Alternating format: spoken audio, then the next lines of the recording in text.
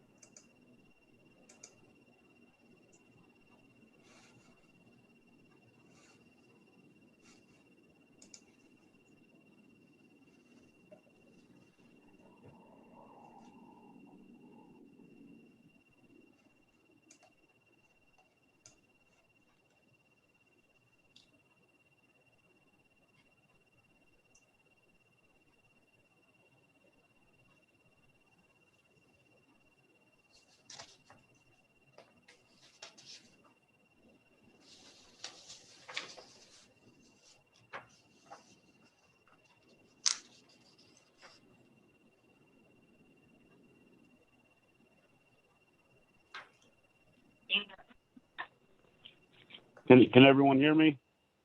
This is Aaron. Hi, Aaron. Let's go. Great. Ready.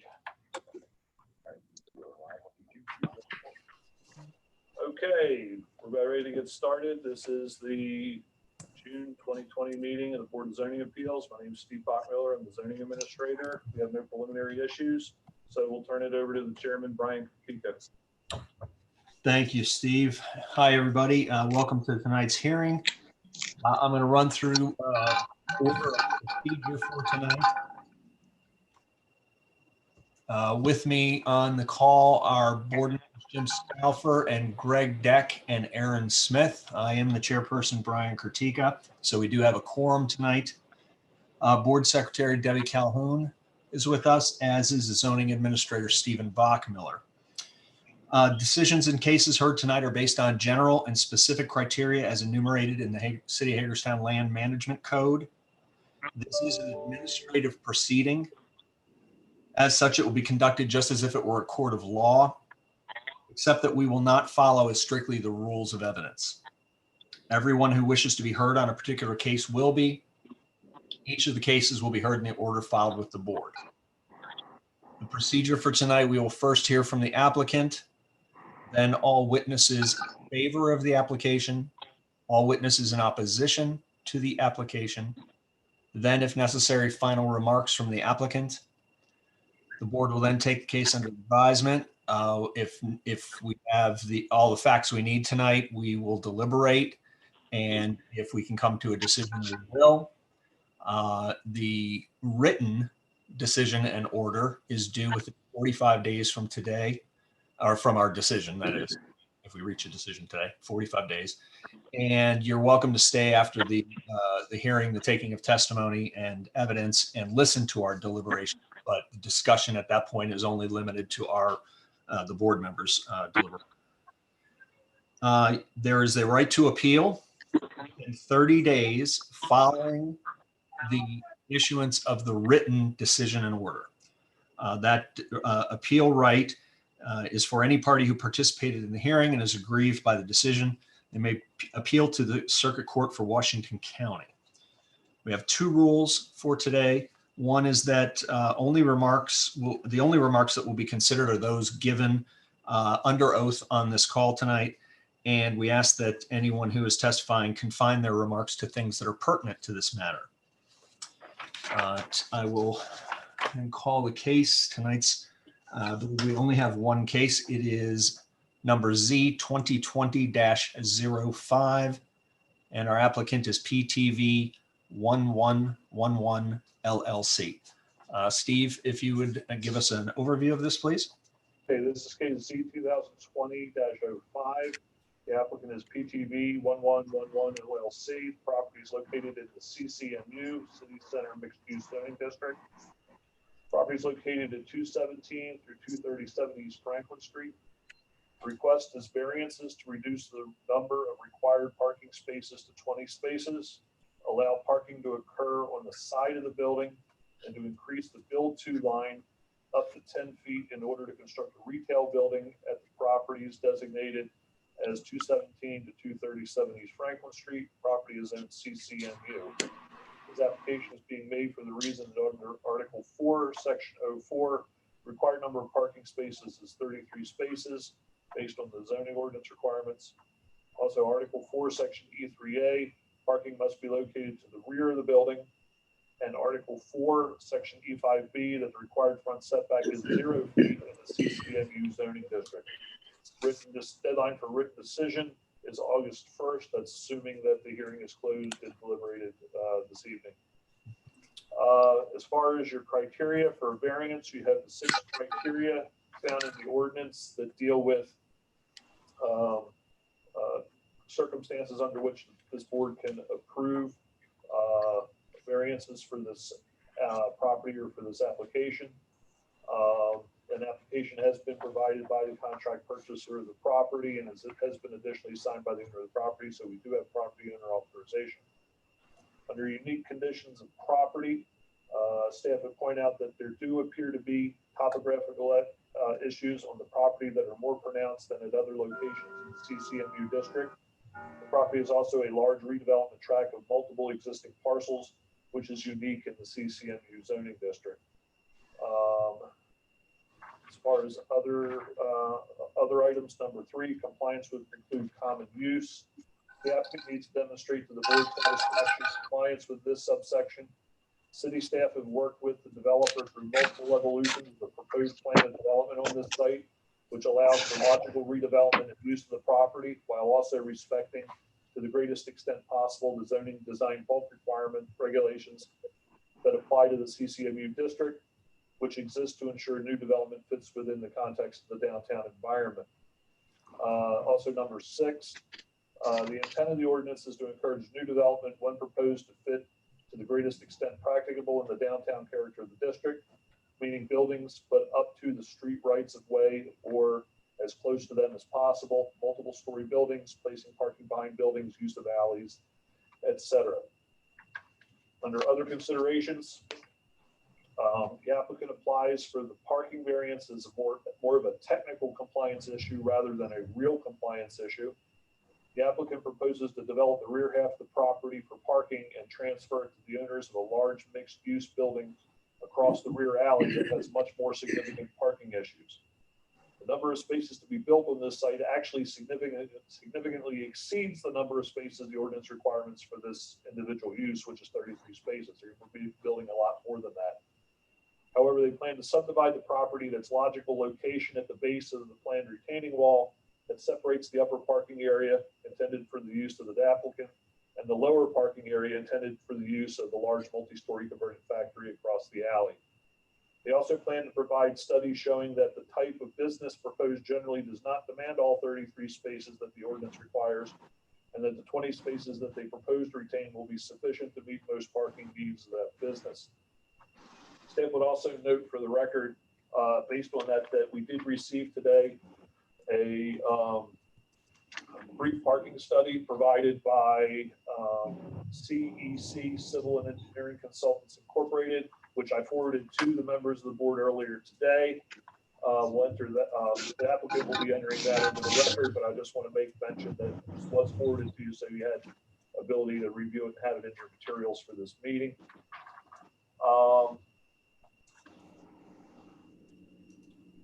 Let's see. I will be testifying on behalf of the Planning Commission in support of the application. And forward a copy of this memo to you all also earlier today, which I will also read into the record regardless. But we do have a memo from the Planning Commission in support of this, which was forwarded to you earlier. That's all I got. All right. Property was posted. It was posted. All right. Let's see. We'll start with our applicant. The applicant is Mr. Weinman. Weinman. Okay. Who's here also. He has his legal counsel, Mr. and I apologize if I butchered the name, Mr. Sievich. Is that right? And Mr. Remley, I have no idea who you are. I'm a civil and environmental consultant for the civil engineer on the project. We helped PTV with the preparation of the site plan in conjunction with the city. So I'm here to testify and discuss the preparation of the plan itself. Okay. That's all I have, Brian. All right. Thank you. So Mr. Weinman, and Mr. Renley, in anticipation of your providing testimony tonight, I will read an oath to you and ask you to raise your right hand as I give this oath. I can't see Mr. Sayevich. There you go. Do each of you solemnly promise and declare under the penalties of perjury that the testimony you are about to give this board shall be the truth, the whole truth, and nothing but the truth? I do. Okay. Thank you. All right. So let's hear from who's going to testify first, the applicant or attorney? Council will present first. Okay, great. That's Mark. Yes. Good evening, everybody. As previously stated, my name is Mark Sivich, and I am Assistant Legal Counsel for Pentex Ventures LLC, based out of Pittsburgh, Pennsylvania. And as also previously stated, I'm here with co-founder and CEO Austin Weinman, as well as Senior Project Manager, excuse me, from CEC, Chris Remley. And we are here to explain to you why we feel that we should be granted the relief requested under the zoning ordinance of City of Hagerstown. But before jumping into the variances, I'd like to give just a brief background on Pentex and our relationship with our tenant, Dollar General. As Pentex Ventures is actually a preferred developer for Dollar General, and we construct stores, roughly about 100 stores we've done to date over our 10-year history in roughly 5 states in the region. And this has resulted in a relationship that we've established with Dollar General, who over time, what they do is assign Pentex Ventures certain markets or locations where they would like to see new stores developed. And they have chosen the City of Hagerstown as one of those locations for a new store, hence our presentation here tonight. We are talking about the store located at the corner of East Franklin and Cannon Avenue. The site contains roughly 1.29 acres, and we intend to construct a freestanding build-to-suit 7,512 foot store. Chris, if you would mind, please elaborating a little bit more on what it is that we will be constructing if approved. Sure. Do I have an ability to share the screen, to have the plan on the screen, or does everyone have it in front of them that we just can reference the plan in that way? We're talking about that. Yes. Yeah, we got this in our packet. Okay. I don't All right, think well, I uploaded it, so. Okay.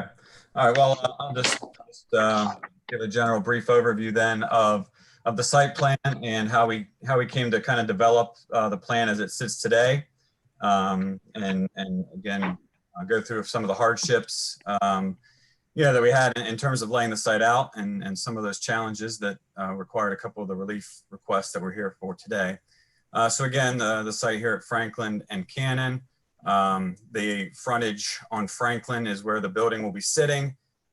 Grade difference between Franklin and the back part of the store, which is there's a couple alleys on the west and the south portions of the property.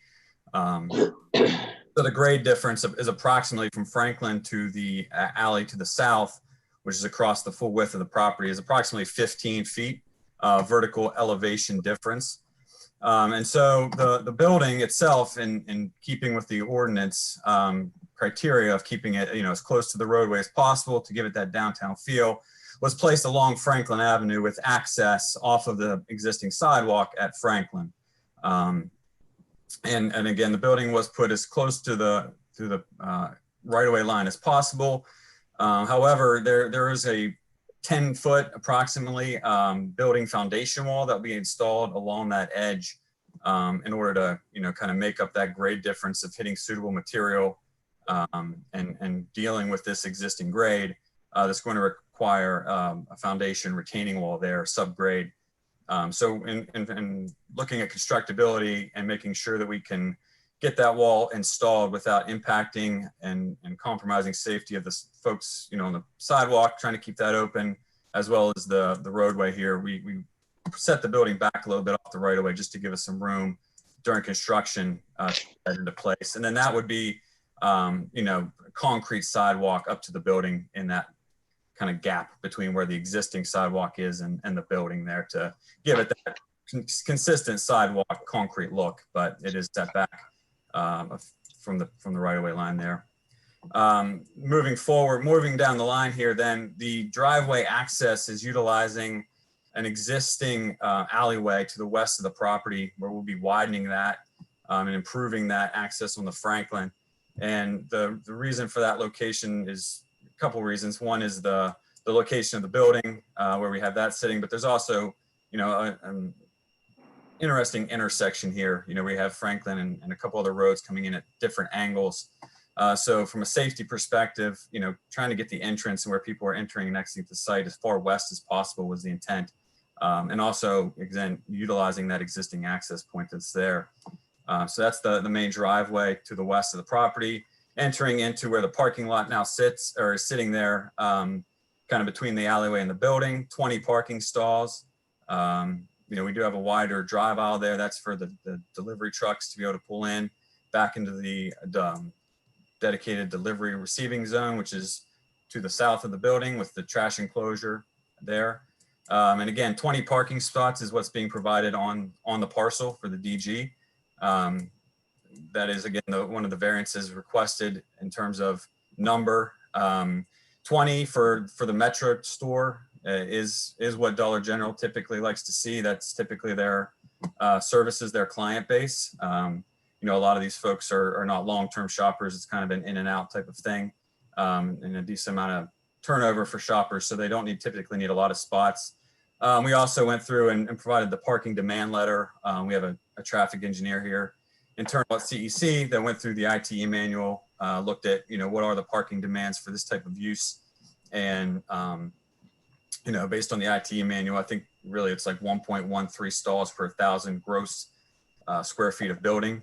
So that's, approximately 8 stalls would really be needed for a variety store per the ITE manual. They do increase that for December due to holiday shopping up to, I believe, 2.24, which, gets you up to closer to 17 or 18 stalls required. And again, we are providing 20 on site, as well as any on-street parking or pedestrian access that would be provided as well. And then, as mentioned as well, the grade between the front pad here that we've created with our building and parking lot in this back parcel, where there's going to be subdivided to another parking lot for the adjacent property owner. There's about an 8-foot grade difference there. We have some fill, you can see there, a slope down to be able to make up that grade difference. So the the Dollar General store itself and the parking lot are all on grade with each other, as well as Franklin and the sidewalk along Franklin. It's all kind of at grade there. Sitting down a foot or two here, but mostly on grade with Franklin. And then the back parcel here is a 8x8 foot drop from that pad. So kind of a 2-tiered pad with an access off a cannon. Again, we have ADA parking in front of the building here. Again, the sidewalk along the front of the building that connects into the existing sidewalk along Franklin for pedestrian access. I think that's all I have. So I'll let Mark go back into, getting into some of the details on the variance request. Thank you, Chris. As a matter of housekeeping before proceeding, I just want to ask the board members, Chris had made reference to parking study analysis. I was just wondering, I believe it was already previously identified, but how are we, for the record, admitting applicants' exhibits, or are we calling these exhibits for this proceeding? I mean, we have them in front of us. Whichever ones you're talking in order, we'll just go ahead, and if you want to ask for them to be admitted, we will. Okay. So we've talked about the plan, and then we have the June 17 letter from CEC, the results of the parking demand analysis that Christopher just talked about. So we can just take them in order. And Debbie's stamping them in, so if you'll just identify them and she'll mark it on the exhibit, the official exhibit, what number it'll be.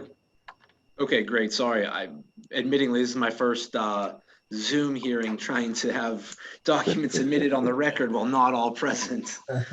But if we may, I believe reference was initially made in the opening remarks by the board to plan. If we can have that marked as applicant's exhibit number 1, please. And then subsequent there too, there was reference made to a parking study analysis, I believe, which was provided by Mr. Remley. Can we reference that as applicant's exhibit number 2? And have both admitted to the record, please. That will be, if there's no objections, they are admitted. Okay. Great. Not to be too repetitive here, but we are here seeking 4 different variance requests, and just to lump them together, or because they've already been read into the record, 2 of them are in regards to parking requirements. One is the requirement for 33 parking spaces, while we have proposed 20. Parking required in the rear of the building, and PTB has proposed parking on the side of the building. And then secondly, there was the setback requirements. The requirement of a 0-foot setback up to the street, while PTB has proposed a 5-foot setback.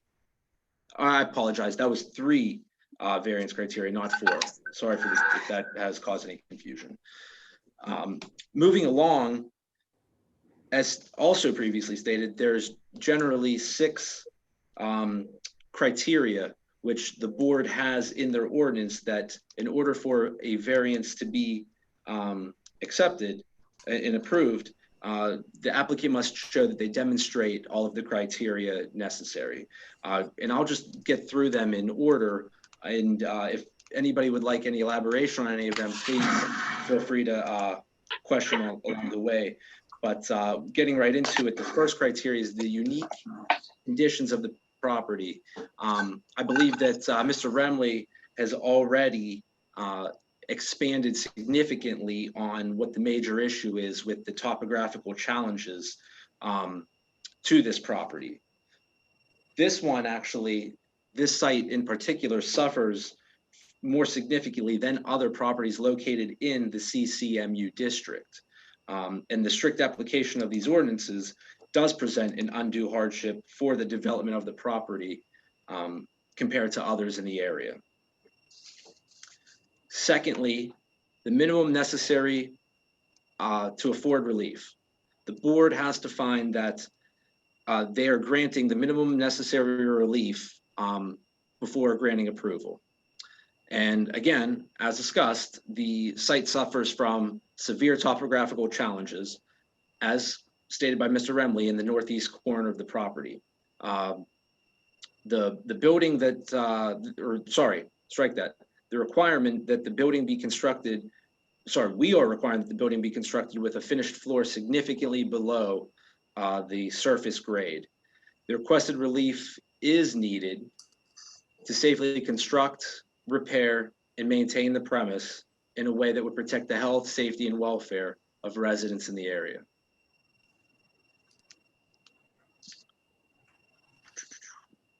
Moving on to the third criteria, compliance would preclude common use. Other properties in this same zoning district do not have to comply with the same topographical challenges that this site faces.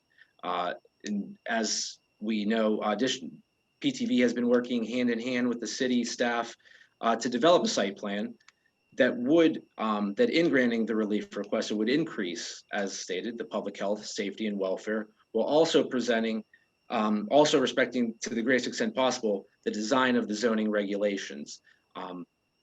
But for these 3 variances requested, PTV is in compliance with the rest of the zoning code as stated. Moving along to number 4, no special privileges. The granting of this variance is not conferring any special privileges to PTV that isn't given to anybody else. There's numerous other properties in the same zoning district that do not comply with the zoning ordinance as stated. And those, for your reference, are 7 Star Mini Mart, which is located at the corner of Franklin and Prospect. This one has front parking and does not adhere to the 0-foot setbacks. The Gold and Silver Exchange, also located at the corner of East Franklin and Prospect. This one has side parking. I apologize for the next one, Catrachos Restaurant. This is located at the corner of East Franklin and Locust, and this also has side parking. And then lastly, the Otterbein United Methodist Church, located at the corner of East Franklin and Locust, has side parking. So no special benefit would be granted to PTV if the relief requested is granted in this matter. 5th criteria, self-created hardship. As we've elaborated throughout this proceeding tonight, topography is the problem with this, or the challenge with this site. PTV did not create this grade. In fact, we are trying to correct the grade and produce a new construction for the city of Hagerstown. It would provide a benefit to the community while also conforming to the cosmetic makeup of the CCMU district. And again, as stated, the parking lot in the rear, by subdividing that off and providing that as additional parking for other businesses in the area, will lighten any hardships that other properties may be suffering from and reduce congestion for on-street parking for the said businesses. And then lastly, the variance requested has to be consistent with the intent of the ordinance. And I'm going to read a part directly from the City of Hagerstown zoning ordinance, which says in Article 16, Section 6.0, permitting a greater degree of flexibility and creativity in the design and development of the plan presented will ensure that the premises developed is in harmony with the intent of the zoning ordinance. That, and us working in concert with the city to ensure that the plan presented complies with the spirit of this, I believe should satisfy all of the criteria of Hagerstown, of the zoning ordinance of the city of Hagerstown. At this time, I would open the floor up to members of the board or Mr. Weinman or Remley for additional comments.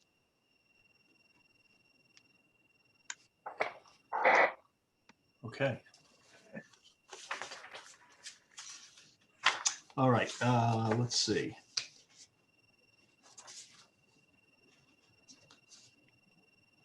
I think that we will move before we let the applicant close, do we have any questions from the board at this point for the applicant or their representatives?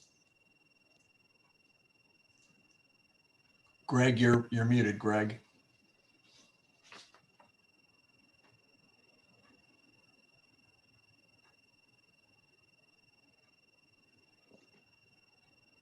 There you go. There you go. Now I'm not muted. You're good. You know, a lot of people love to mute me, but hopefully not tonight. Looking at your site plan, the additional parking here, it's currently part of the property that you say will be available for a warehouse. Yes, sir.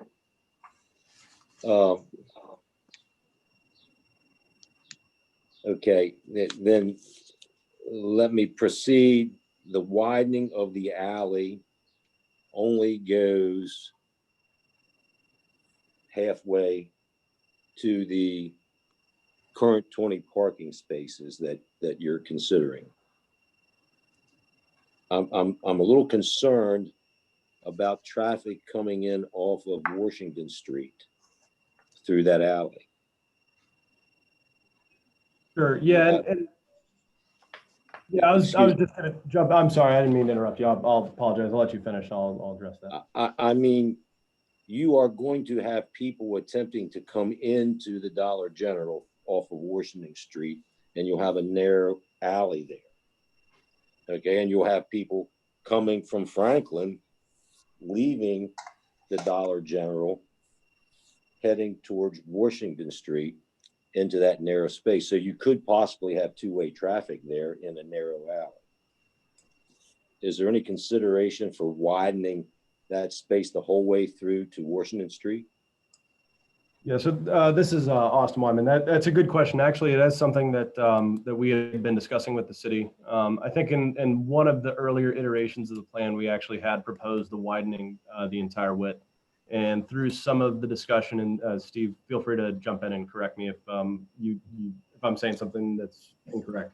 But I think there was some concern that by having two-way traffic, that it could potentially create some hazardous turning conditions. So the thought was that we would widen to the area that served the immediate property, and the concept being that it would be one-way traffic after getting past the Dollar General store. From my perspective, I'm comfortable with either configuration. I can understand kind of the logic on both sides of this. So I guess this is kind of one of the things where, just like we've been talking through a lot of this stuff, we are flexible. And if it's the city's intent and they feel that it's appropriate to have the full width, we're willing to do that. If there's concerns that might cause other congestion problems, that we're happy to go either way, I guess is my point. So And Greg, I'll weigh in additionally on that when it comes time for me to provide my testimony on behalf of the Planning Commission. Very good, thank you. Okay. That's all I had. Continuing on the parking theme, the parking spaces that are to the south, my understanding is that those are at a lower grade, approximately 15 vertical feet. Is that correct? From Franklin? that is correct. Okay. And is it at the, let's see, the spaces that are located near the proposed pylon sign? Approximately how far down is the grade there? So the grade at the proposed pylon sign would be about 2 feet below the finished floor of the store. So not significantly below. Okay. And then it drops off quite a bit. Yeah, it'll kind of grade off if you see underneath those 7 parking spaces to where Yeah, I do see the lines out. Okay. Yeah, and that is one of the unique challenges about this site, is just that level of topography and what we're working with to kind of bring all this together.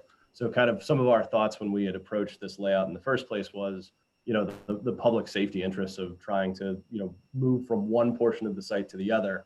And in particular with thought to the amount of the amount of parking that we actually, in practical terms, need when you consider that there's 20 spaces on the site, at least 5, maybe up to 8, just depending on how I'm kind of measuring on-street parking, being more than sufficient for the proposed use, that rather than try to create a dangerous or potentially dangerous condition, that we thought that, the use with, helping some of the other parking issues that the rest of the surrounding businesses have downtown might be the highest and best use and really the best for the community overall.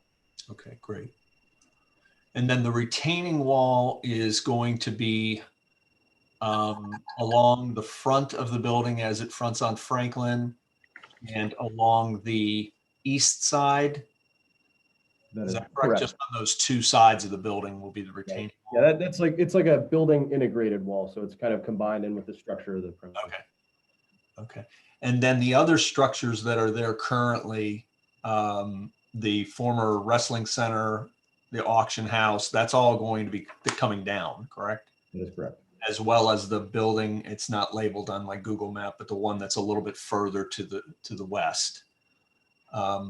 Basically everything from, I apologize, it's not labeled on mine either. But you can see the building that's off of our property line. Uh-huh. Everything from there to the alleyway, effectively. Okay. To the alley. Okay. Yeah. All right. Okay. And then let's see. So parking to the rear, which, as you mentioned, poses some topographical challenges there. So we've got it on the side, and then the 0-foot setback.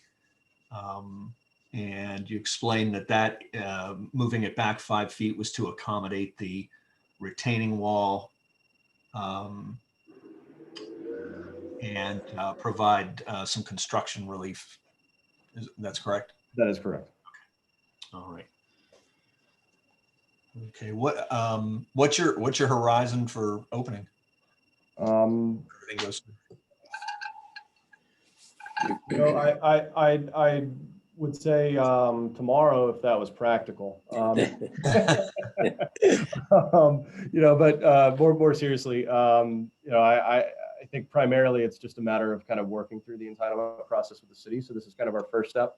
So kind of however long that takes, I would say generally on average somewhere between 3 and 6 months.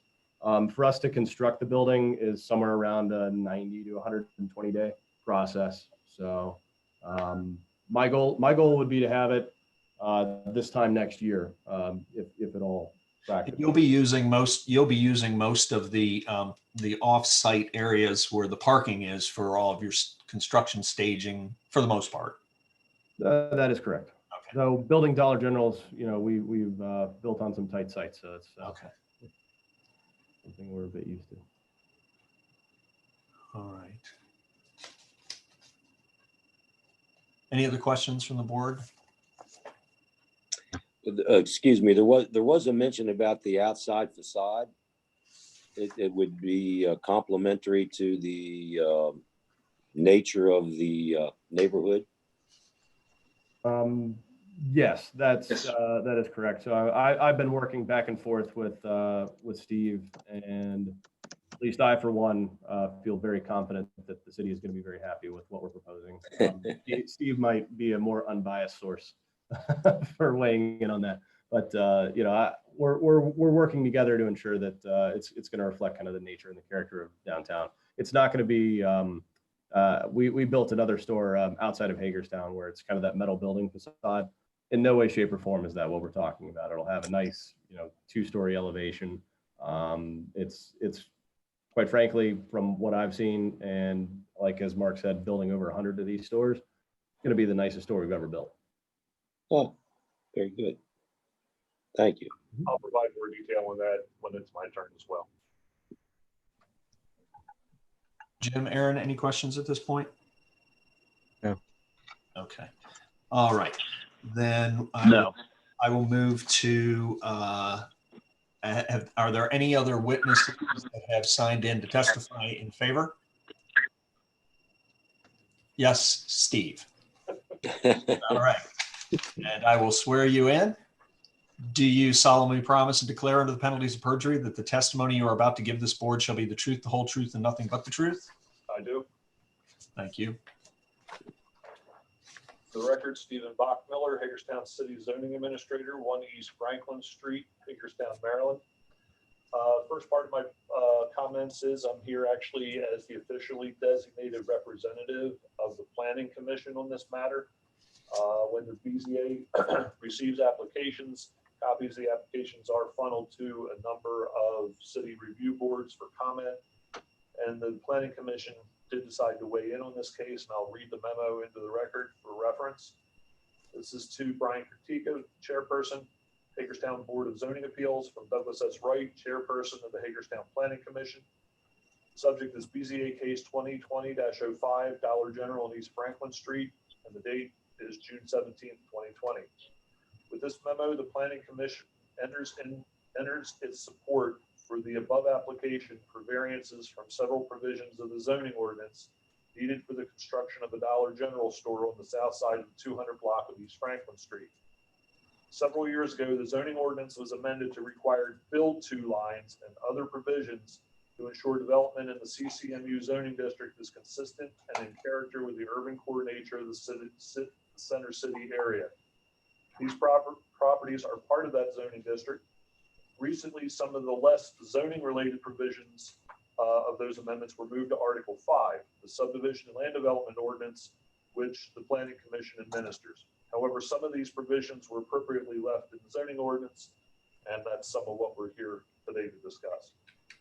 We believe, given the topography of the site, the location of the site, and the technical nature of the parking variance, which is needed in order to convey excess parking being created at a natural break in the site design to a nearby property in greater need of the parking, variance relief is warranted in this case. CCMU's district is mostly relatively flat with a few properties that slope toward the street. Sites with significant topographic changes that fall away from the street are rare in the CCMU zoning district. The infusion of a significant general retail store into the downtown area will provide an important resource to the residents, employees, and business owners currently lacking this in the downtown area. And we designate the zoning administrator or his duly appointed representative in his absence to speak on the Planning Commission's behalf at your hearing. Thank you for your consideration of this request, and I'll have it marked as an exhibit. Okay, thank you, Steve. All right. Now to move on to a few comments about some of the circumstances, just to give you some background, and I'm taking my representative of the Planning Commission hat off and putting the zoning administrator hat on to give you some context. Understood. When we received the initial overture for this development from the applicants, I'm trying to say this in a charitable way, but we were sorely unimpressed. Let's just say it that way. There was no pretense for trying to build in character with the downtown area. It did not take the surrounding alleys on two sides into any account as far as access. The building was set way back on the site, and we said we'd love to really have this type of business in our downtown. We could use it, but not like this. And the applicant has been very responsive. We've gone through about 3 iterations, I believe, at this point, to the point where we have something that seems to meet the intent of the downtown design expectations of Article 4, the zoning ordinance, which you all administer, and also Article 5, the subdivision land development ordinance that the Planning Commission administers, while also addressing the unique physical conditions of this property. One of the things, this is I think this is really only the second time you've received a variance request for this particular issue, the other one being the Maryland Theater. In our downtown area, we don't technically have setbacks. Right. The required setbacks in the CCMU district all the way around is 0. What we have is build-to lines. It's the opposite of a setback, where you're required to push your buildings as close to the front street as possible, and that's what they're doing here. The Maryland Theater, given the unique nature of its use being a 1,400-seat theater, they needed some additional area out front for crowd, etc. So you all approved the variance to move that building back a few feet. And this here, you're basically doing the same thing, but for other reasons, the unique conditions associated with the topography, et cetera. So I just wanted to kind of give you a little bit of background on that. So what you're dealing with here is the opposite of a setback variance. You're dealing with a build-to line variance, essentially. So if this is approved, this would allow them to go as far as 10 feet back from the right-of-way line, which is basically the backside of the sidewalk as it currently exists. We don't have official site plans yet. It's possible it might be a little bit closer to the street, but it's going to be no farther away from the street than this 10-foot request, or they got to come back to you all for further variances. As far as Mr. Deck's comments about the alleys, we're still working on that. Also keep in mind that the exhibit that you see here is not a final site plan engineering thing. There are some things that will be tweaked and changed a bit, especially that back parking lot. I've been working with Austin about some ideas about improving that. I think they kind of over-designed it a bit, and they can actually pick up some additional parking spaces back there to sell off to the other use or the nearby property. But all that will be kind of worked out later.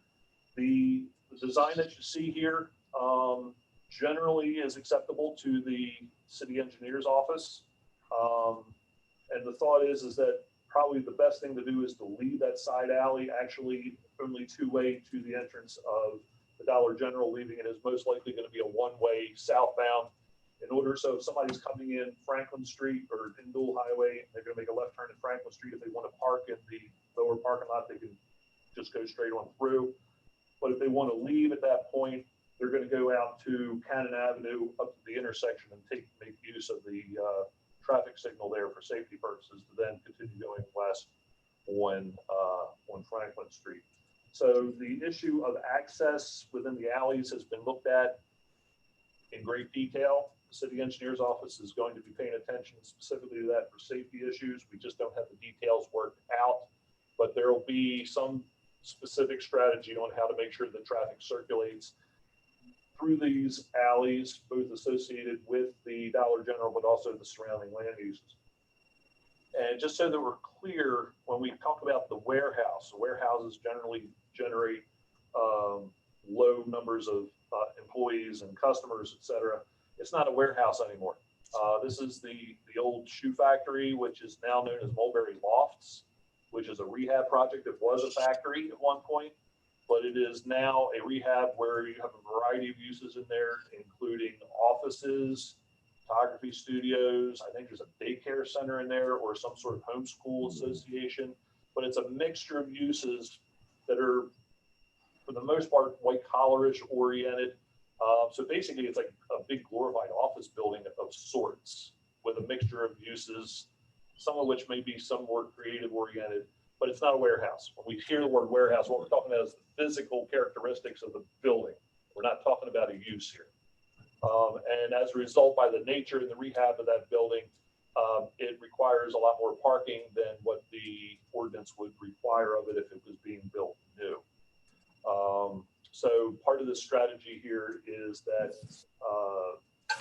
the lower lot would be improved and then turned over in some fashion to the Mulberry Lofts folks to provide additional parking that they do truly need in order to serve the employees and the customers and clients that are going into the Mulberry Lofts building. As far as the architecture goes, we didn't provide that to you here. We really only had the most basic cursory conversations about this, but the initial elevations that we've seen are encouraging. We still have some issues to massage with them about it, but they are encouraging, and it definitely will not look like what you think of the stereotypical Dollar General store in this region, which is basically a big box with aluminum front entrance vestibule area.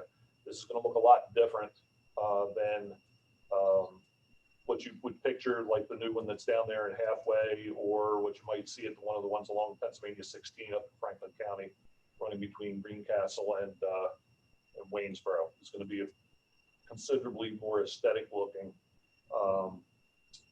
Dollar General. But again, it's still kind of in the massage stage. We still have some things to work out, but from what we've seen in the first version, which we only got about 2 days ago, it's a very good start. Thank you, Steve. Good. Okay. One last thing, as far as the criteria, when you go into your deliberations, if you're inclined to approve this, I think you have plenty of material to base a positive decision on if you go in that direction. One thing I would steer you away from, though, is considering some of the examples that were provided as buildings that were not built to the front building lines, because all of those buildings were built long before the current requirement in place. Actually, those buildings were models as to why we adopted these regulations in the first place. So when it comes to something meeting that criteria of no special privilege, I think you would want to look more to what if you received a similar variance for another essentially raw land built in the downtown area that had topographic issues. Would you likely or likely not tend to approve something like that? But finding non-conforming examples in the area is not a good place to base a decision on. Right. All right. Okay, thank you, Steve. All right. Okay, so anyone else speaking in favor of the application? Hearing none. Are there any witnesses in opposition? No one was signed up. All right.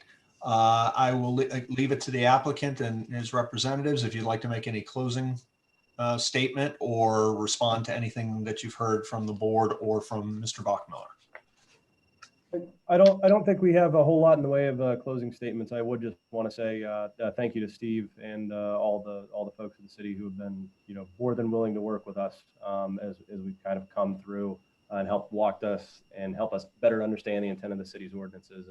And I'm confident that we're going to come up with a building that everybody's going to be proud of. So thank you. All right. Just to piggyback Austin, echoing his same comments, the only thing I guess at this point is to respectfully request that the board make a motion to approve our application as stated. Okay. All right. Thank you, gentlemen. We will close our taking of testimony at this point, and we'll move to our deliberations if that's acceptable to the board. Okay, going through the criteria that we have for variances, just to reiterate, we are looking at 3 different variances here. The parking variance from the required 33 down to 20.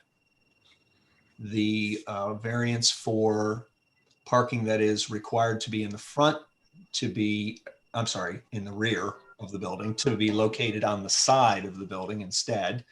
And the variance from the required front setback or build to line of 0 feet to 5, which is from the front edge of the sidewalk back.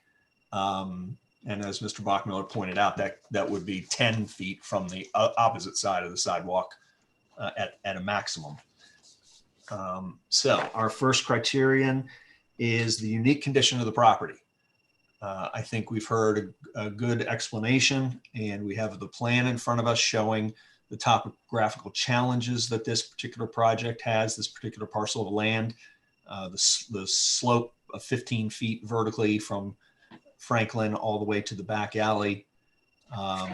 And you can, anybody who's driven by there, and we all probably have for the last several decades, it does drop off going back there.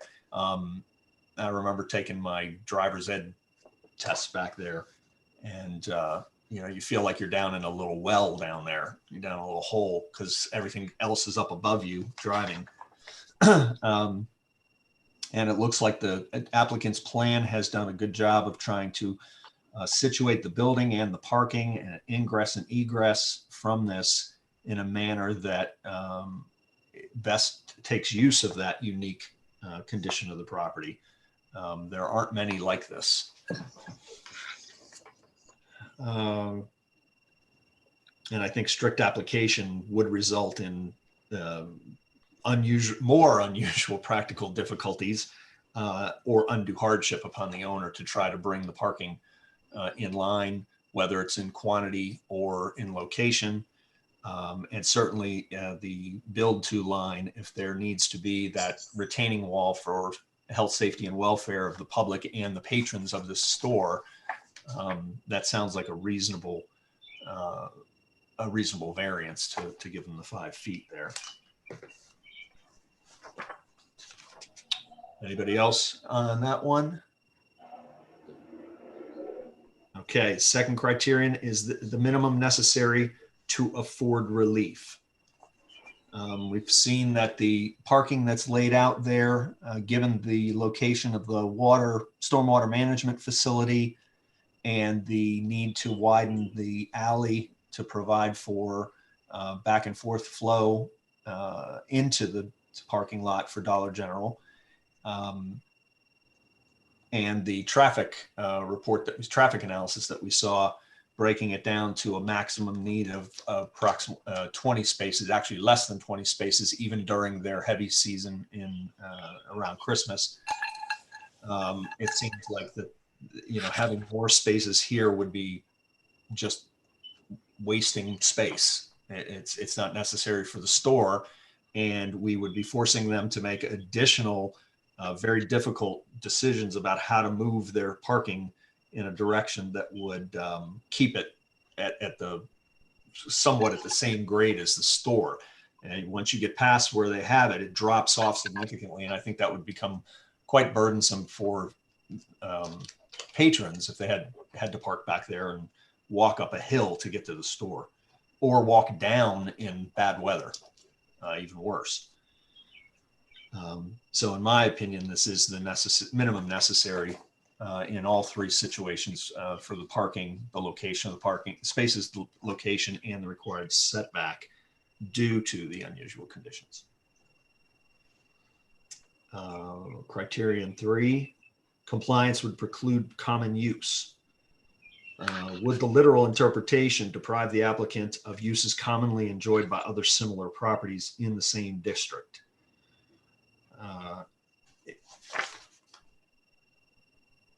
Well, it would make it quite difficult, in my opinion, to be able to build what they're looking to build without sacrificing floor space or safety. You'd almost have to, you'd probably have to elevate the ground to get more parking back there. You'd have to raise it up to meet the northern grade, which would be basically a engineering challenge in itself, to raise it up 12 and a half feet to get it up from the lower level. And then to try to put it all in the back. You'd have a challenge determining where your stormwater management facility would go.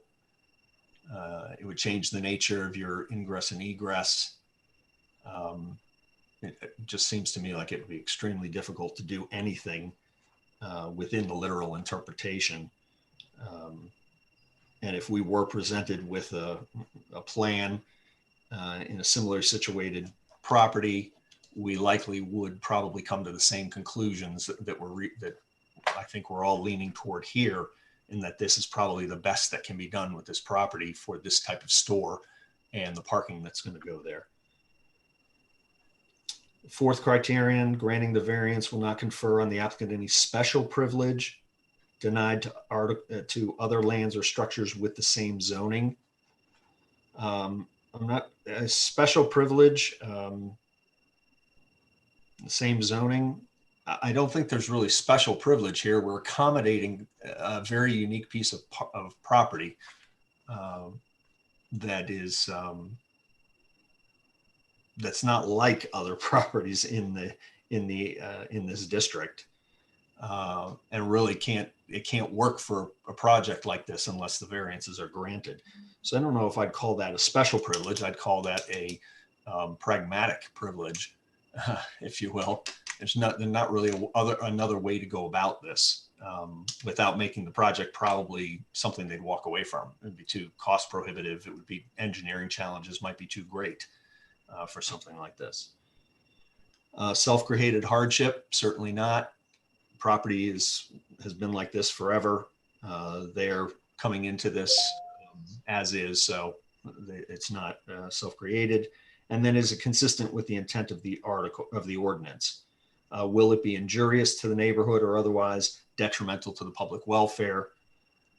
Or will it not be in harmony with the ordinance? I think it does. The steps that they've taken to try to work this into the special property, this uniquely laid out property, shows that they are working hard to be in harmony with the general purpose.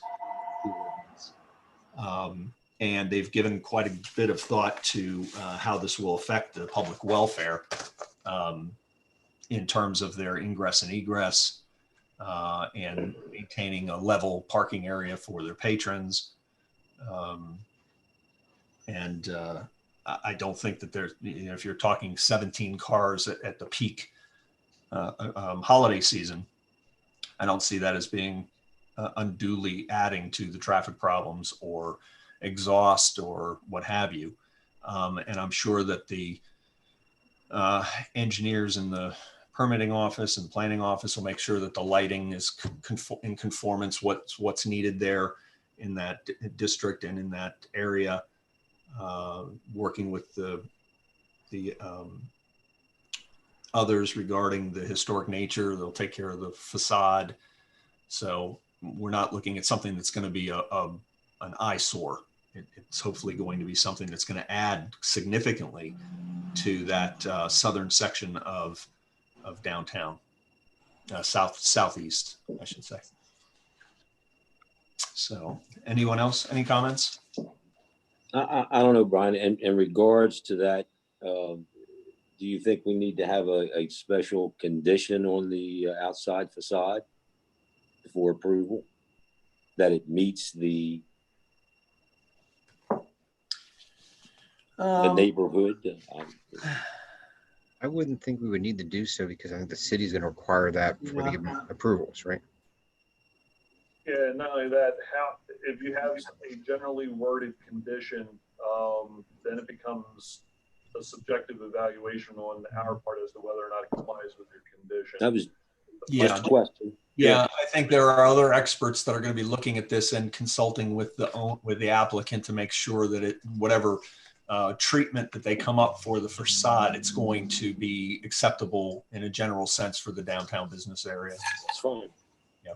It's good to raise though, Greg. We always want to be careful about making sure if we need conditions, we get them in here. You got one shot at this.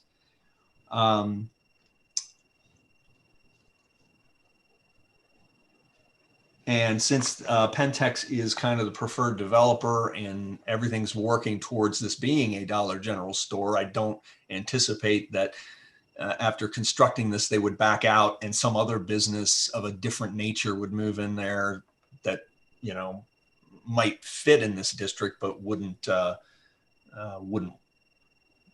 it's not like a bait and switch. I mean, they've done over 100 of these as it was testified to in our region. So I think that's good bet that the Dollar General is going to move into this and provide needed retail up in that end of town. Okay. I personally can't think of any particular condition that we might want to add.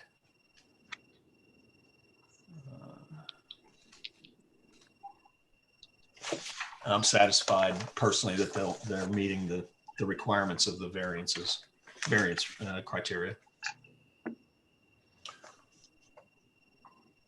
If anyone is ready to make a motion to approve. Yeah, I'll make a motion to approve the 3 variances as outlined for the reduction of the number of parking spaces, for the parking to be adjusted to be on the side of the building, and to increase the build to line to 10 feet as outlined. I would second that. 5 feet. I think sidewalk itself is 5. Looking at the document, it says 10 feet in the request. Oh, my mistake. I got confused on that. Okay, never mind. Scales out at about 5, but again, this is not a site engineered drawing yet. This is a sketch. Maximum of 10. Maximum. Maximum of 10. Okay. All right. So Jim has moved. Did I hear a second? Yes, I second. Greg second. Okay. Let's. Any further discussion? Mr. Chairman, you want to put your typical condition of must comply with the testimony provided, et cetera? Yes. General condition. Okay. All in favor? Aye. Aye. Aye. Aye. Says aye as well. Okay, all four of us, aye. It's unanimous. Thank you, gentlemen, for providing us with your presentation. We thank you for your patience as we walk through this, and we look forward to having a very nice Dollar General store there soon. Likewise, thank you very much. Okay, Steve, did you give a date for when the decision and order is due? It's due August 1, but I'm gonna have it done long before that. All right, gentlemen. So once we get that, we'll send that D&O out to you, and that'll start the date on the D&O will start the appeal period. I can't imagine why you would appeal your own, but anyone who might be aggrieved also has the right to appeal. Before we, Austin, you got a couple minutes to talk after this over about some of the other issues that have been stacking up on us? Sure. Do you want me to call you separately or just stay on here? Call me at my desk at about 8:25, 10 minutes from now. Sure. No problem. Appreciate it. All right. Thanks, everybody. Thank you. Meeting is adjourned. Oh, Mr. Chairman, by the way, meetings are going to start becoming live next month. Thanks for the heads up. We're going back to in-person meetings. All right. Great. Thanks, everybody. Good night. Thank you. Good night. Everybody.